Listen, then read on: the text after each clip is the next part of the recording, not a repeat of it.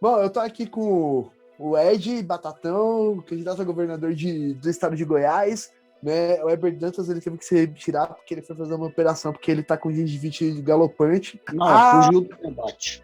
correu, né? Não aguenta, tá ligado?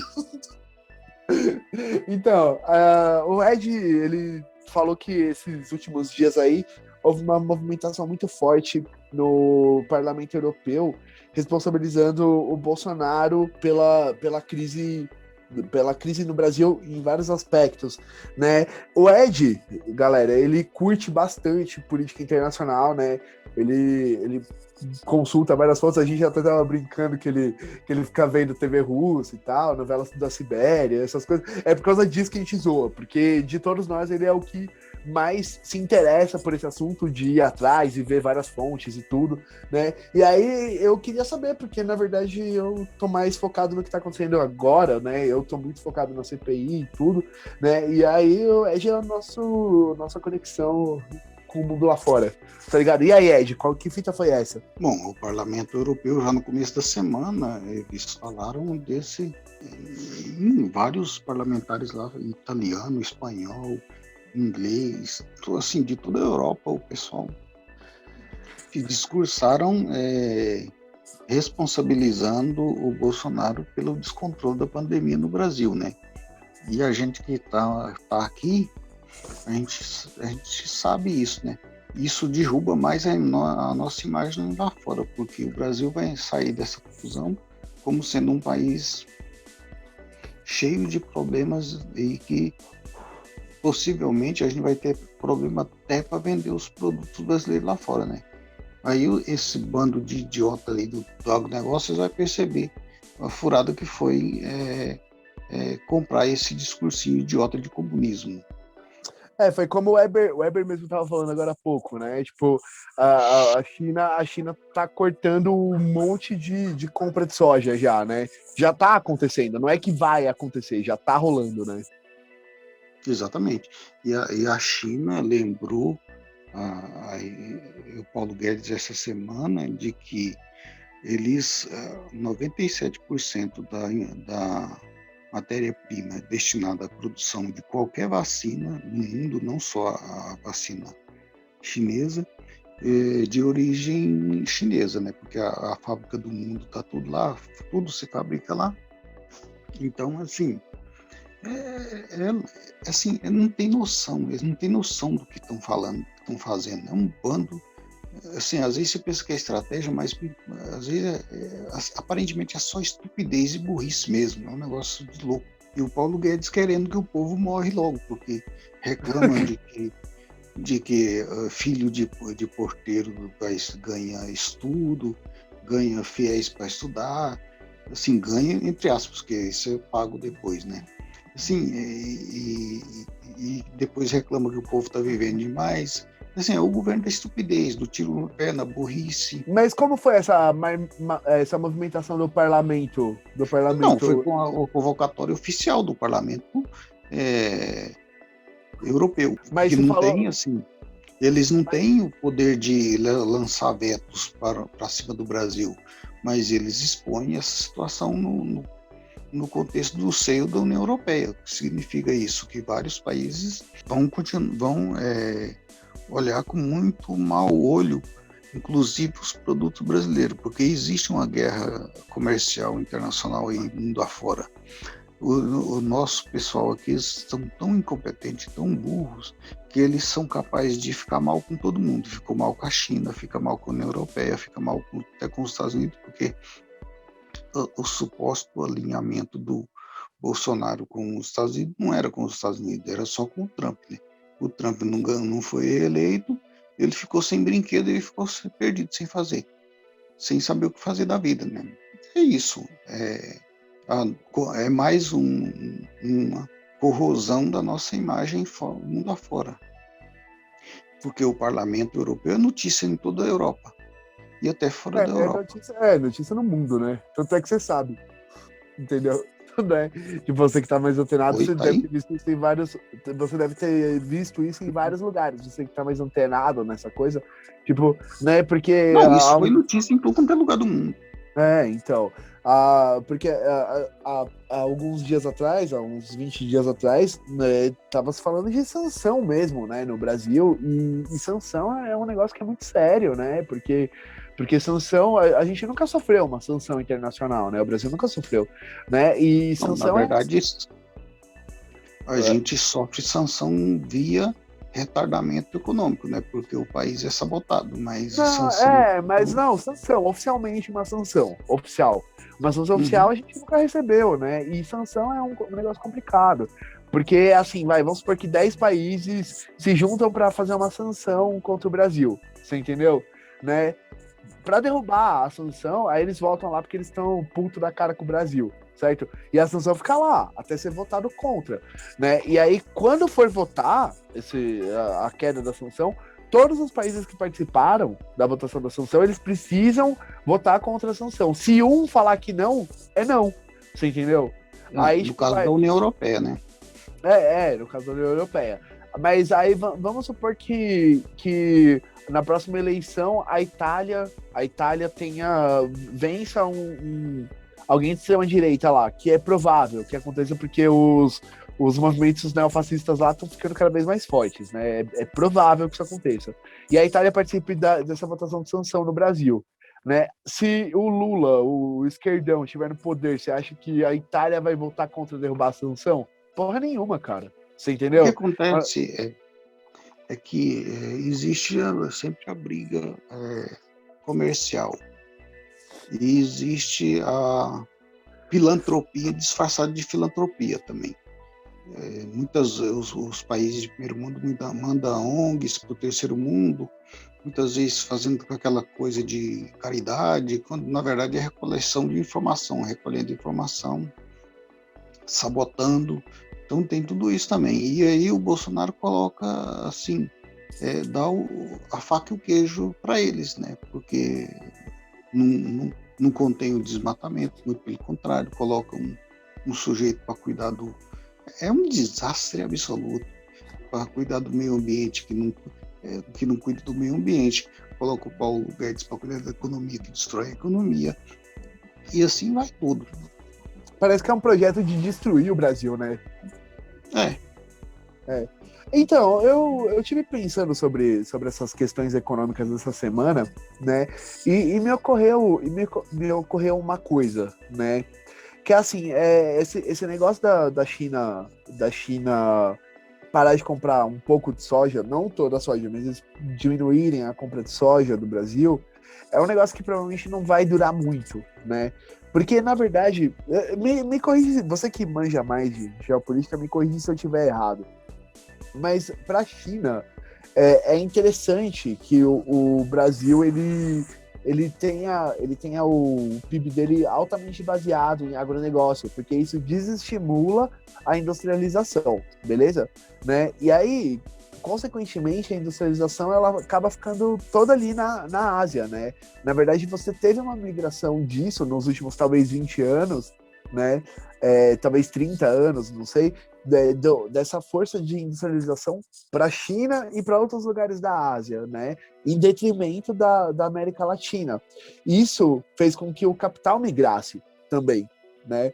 E isso não é interessante para o bloco ocidental, para todo o bloco ocidental. Eu falo de Europa, de Estados Unidos e Canadá, América Latina. Não é interessante que isso aconteça.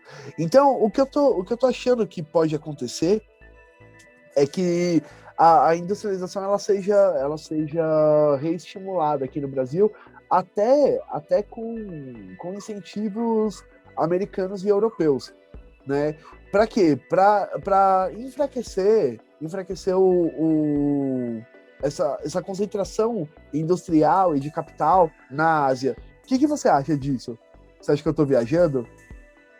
Bom, o que acontece é que a desindustrialização do Brasil e da América Latina, de modo geral, começou dos anos 80 para cá. E, com os anos 90, controlou-se a inflação, mas se manteve o dólar, a moeda, o real, supervalorizado durante muito tempo. E isso foi aos poucos minando a capacidade da indústria brasileira concorrer pelo mundo afora. Isso teve a origem nessa época, a desindustrialização brasileira. Tanto é que a Federação das Indústrias de São Paulo já não tem indústria nenhuma, é só um nome. E eles viraram importadores. E importa da onde? Da China. Por quê? Porque passou a ser muito mais barato produzir na China.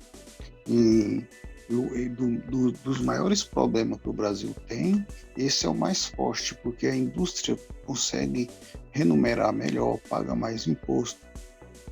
A indústria é a espinha dorsal do país. E sem indústria, o país costuma ir para os serviços, do serviço para uma economia extrativista, porque o agronegócio que é extrativismo puro. E isso não dá respaldo à economia a ponto de o país se sustentar durante muito tempo de pé. E aí começa a haver os problemas, a queda de renda, queda de participação no mercado internacional. Quando se exporta, são só produtos basicamente primários, né? Quais são as multinacionais brasileiras? Nenhuma. JBS é o quê? Carne, que vender vaca, gado, que na verdade é uma economia extrativista, né? As multinacionais brasileiras são o quê? JBS, PCC e religiões evangélicas.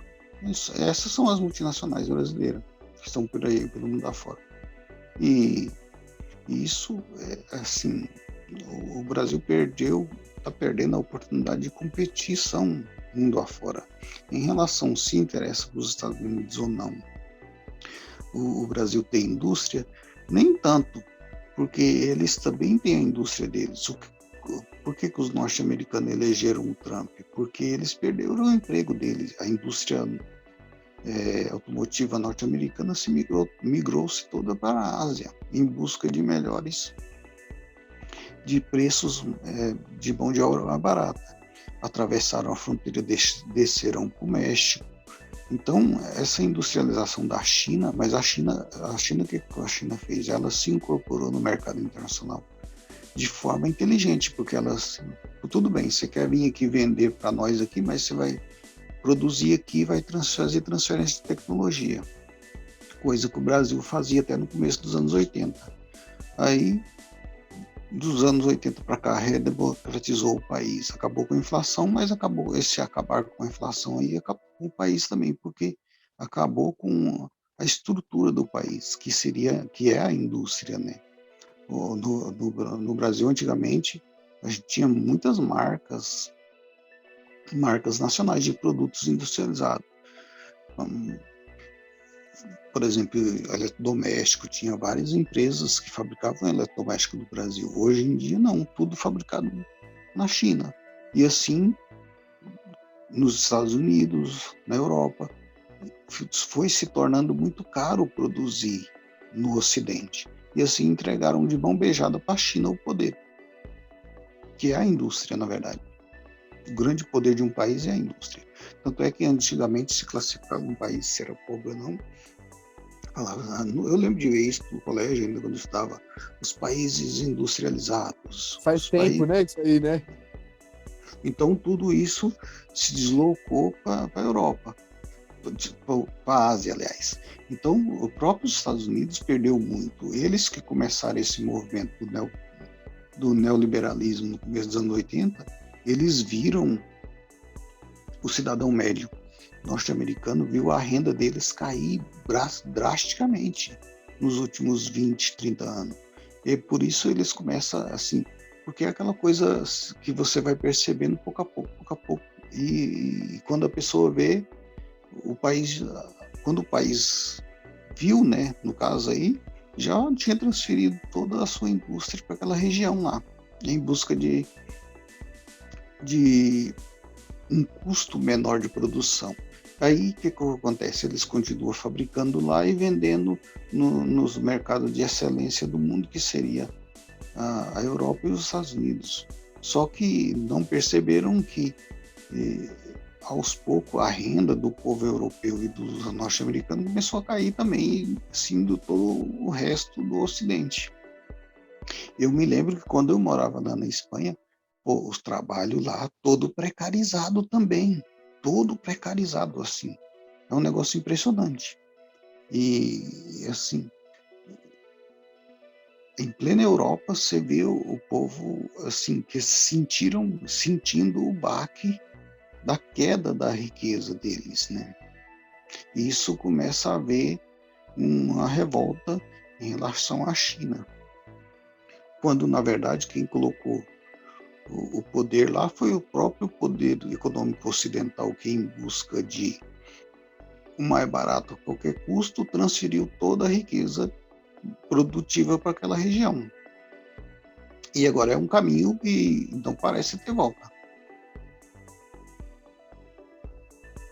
E aí tem essa guerra comercial aí entre a China e Estados Unidos.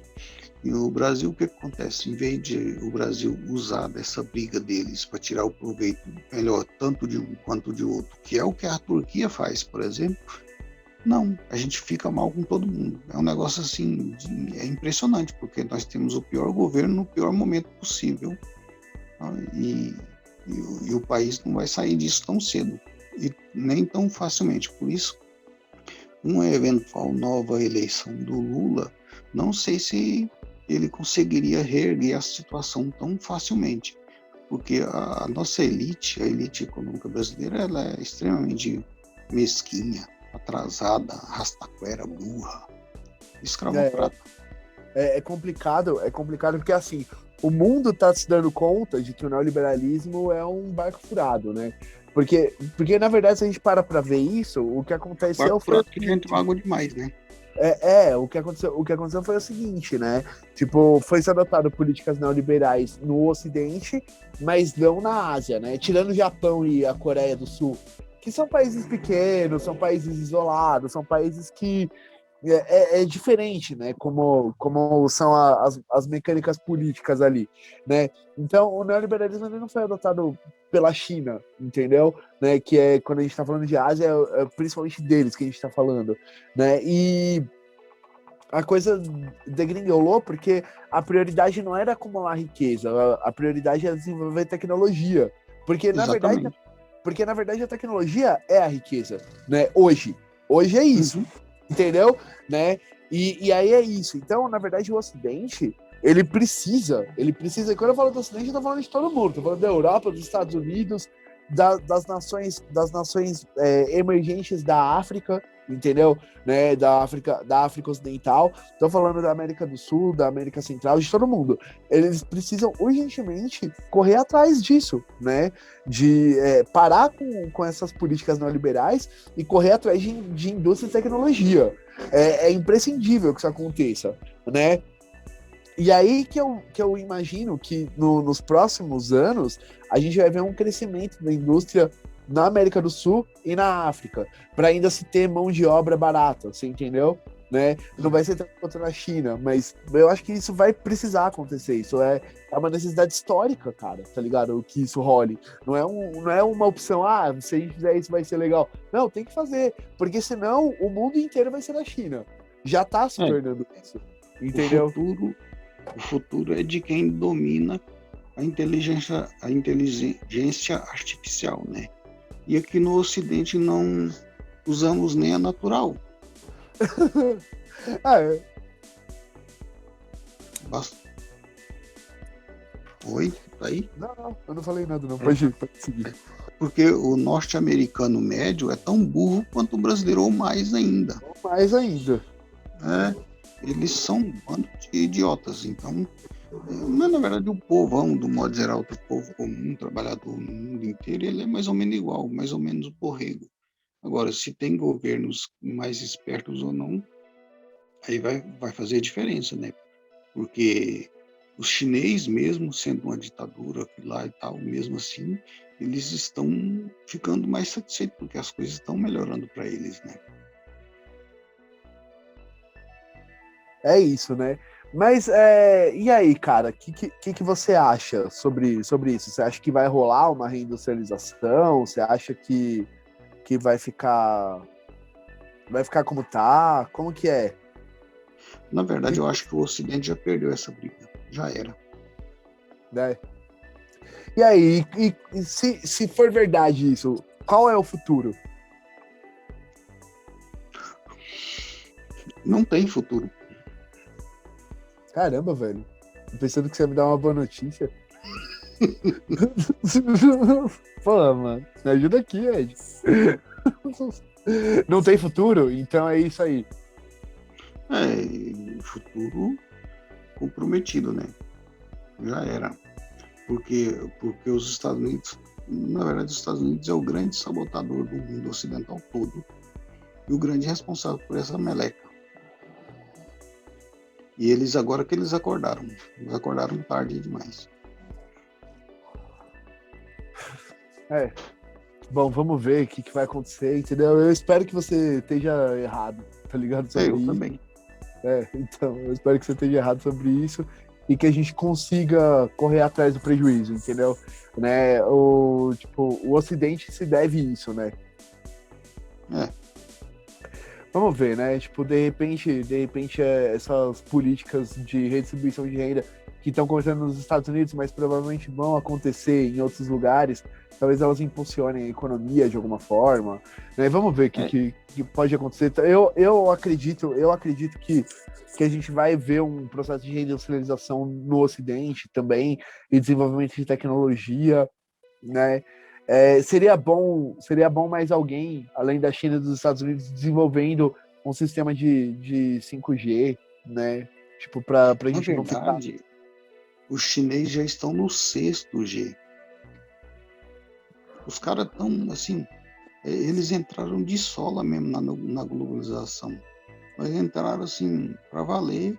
E eu recomendo para você que veja os vídeos do Paulo Gala, André Roncalha, o pessoal do Conexão Xangai aqui do YouTube.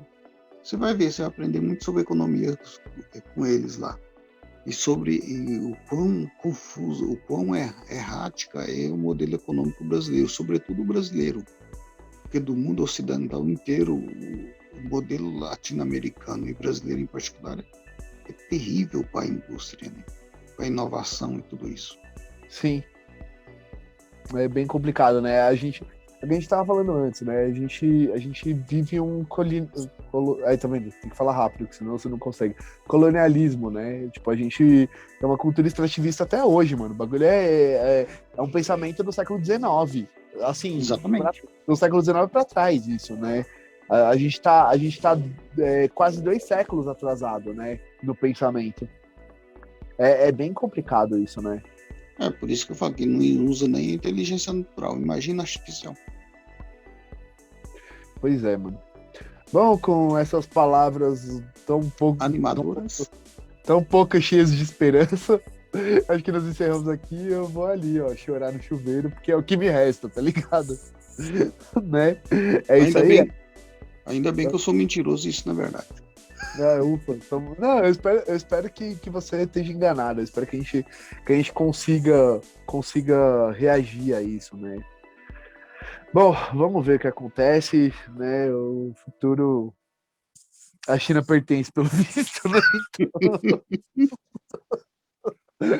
Né? E é isso aí. Bom, galera, eu tava aqui com o Ed, com o Eber, que teve que sair correndo por causa da gengivite galopante, tá ligado? A gente vai ficando por aqui. Semana que vem tem mais, né, Ed? Até mais.